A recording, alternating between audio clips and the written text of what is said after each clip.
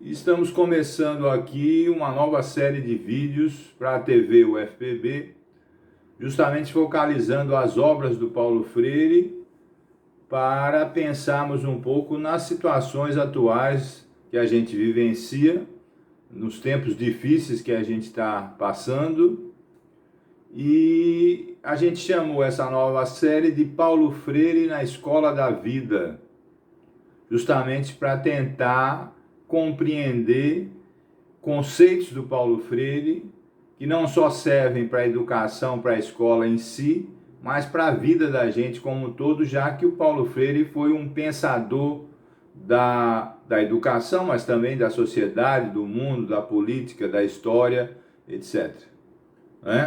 Essa nova série então vai ser composta de vários vídeos, em torno de 10 minutos cada um, para a TV UFPB, vai estar disponível no YouTube, nas redes sociais, e a gente vai fazer uma sequência nesse sentido. Para fazer esses vídeos, a gente adotou um certo roteiro, uma certa metodologia, que é primeiro apresentar a temática do vídeo, depois tentar situá-la nas obras do Paulo Freire, indicando inclusive as possíveis leituras que a gente pode fazer em relação a isso, né? E analisando um pouco nessa contemporaneidade que a gente vive atualmente. Para o primeiro vídeo a gente selecionou uma coisa que é central nesses tempos de hoje, que é essa questão do humanismo, da necessidade da gente pensar a nossa atualidade na perspectiva do humanismo. E o Paulo Freire é alguém que permeou toda a sua obra com uma centralidade fundamental em termos do humanismo, né? Ele sempre disse que os seres humanos são, antes de mais nada, seres de relações entre si, né? que constroem a história a partir disso, não é? E isso é fundamental para a gente entender. Então, vamos centrar esse vídeo nessa proposta de educação humanista do Paulo Freire.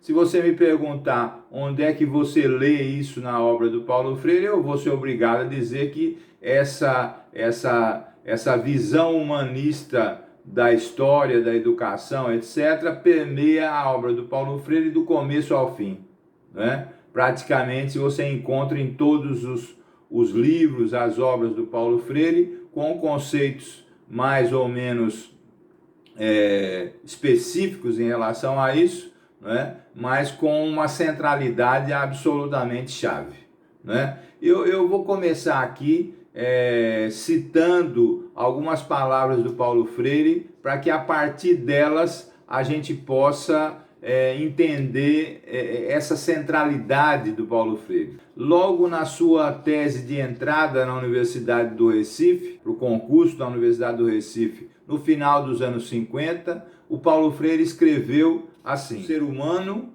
é um ser de relações que, estando no mundo, é capaz de ir além, de projetar-se, de discernir, de conhecer e de perceber a dimensão temporal da sua existência como ser histórico e criador de cultura. Veja só, né? Um ser que estabelece relações, né? Nós entendemos isso perfeitamente, e que a partir disso discerne as coisas, conhece o mundo, né? Entende a dimensão temporal, não é, da sua existência, e com essa compreensão, não é, cada vez mais se afirma como um ser histórico e como um ser criador de cultura, não é? Quer dizer, essa dimensão para o Paulo Freire é absolutamente chave. Nos nossos dias, isso eu acho que tem uma reverberação ainda mais importante, né? Pensar na nossa existência, pensar no que esses tempos difíceis nos trarão em termos de sequência, né?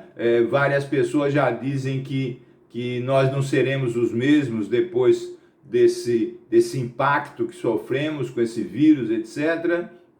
não é? Como é que a gente vai ser é ainda uma incógnita, mas certamente o que a gente vai ser daqui para frente é em função de como é que a gente vai construir a nossa existência, tanto individual como coletiva. Então, Paulo Freire nos serve de base para pensar essa questão, porque essa é uma questão que ele pensou a vida toda dele, não é? Numa outra passagem eu posso também lembrar do Paulo Freire, quando ele diz que o ser mais não pode se realizar no isolamento, mas na comunhão, na solidariedade de existir, não é?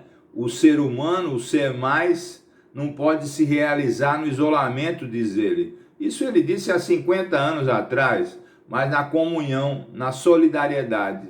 E esses conceitos nos ajudam cada vez mais a pensar o hoje, não é? Quando a gente é obrigado a fazer isolamento social, não é? A distanciamento social, uma parte da sociedade faz isso mais regularmente, outra parte praticamente é impedida pela sua necessidade de sair, de trabalhar, de ter todos afazeres, não é? Mas essa construção, seja no distanciamento social, no isolamento social, seja em cada vez mais na sociedade como um todo, na comunicação que se estabelece, inclusive pelas redes sociais, pelas formas de comunicação disponíveis, nos torna ao mesmo tempo individuais, no sentido de cada um construir as suas coisas, mas nos chama para ser cada vez mais solidários, para ser cada vez mais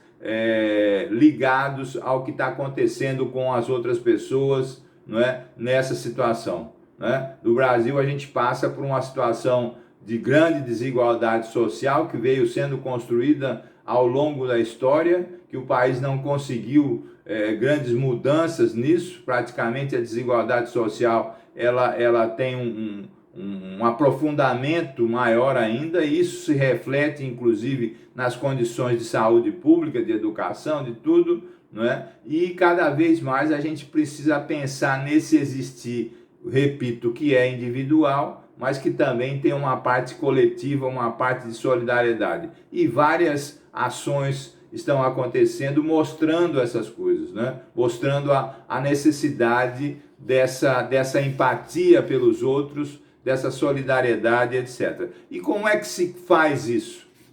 Para o Paulo Freire, essa construção do coletivo social deve ser uma construção solidária, deve ser em rumo à diminuição da desigualdade, não é? Ela deve ser essencialmente dialógica, conscientizadora. Você sabe que são conceitos fundamentais para o Paulo Freire, não é? Tem, claro, várias formas de diálogo, e também a gente entende que o diálogo entre todos os interesses da sociedade foi dificultado por essa situação, mas ele é uma essência para o Paulo Freire dos humanos quando constrói a sua individualidade e a sua coletividade. Por outro lado, para o Paulo Freire, essa questão de conscientização é uma questão absolutamente chave, não é? Quem acompanha um pouco a obra do Paulo Freire, as obras do Paulo Freire, sabe que essa questão da consciência crítica, sempre foi uma das coisas mais colocadas por ele, não é? Bom, para esses assuntos que permeiam, como eu disse inicialmente, toda a obra do Paulo Freire, a gente pode acompanhar de várias maneiras, aprofundar de várias maneiras, desde a sua tese, não é? Educação e Atualidade Brasileira, passando por educação como prática da liberdade, pela pedagogia do oprimido e pelas obras sequenciais do Paulo Freire. Ela está presente em toda a sequência de escritos que o Paulo Freire nos brinda. Bem, para terminar esse primeiro vídeo, eu queria recomendar outra programação que a gente fez para a TV UFPB, que também está disponível no YouTube, que se chama Paulo Freire Vivo. São outros 30 vídeos.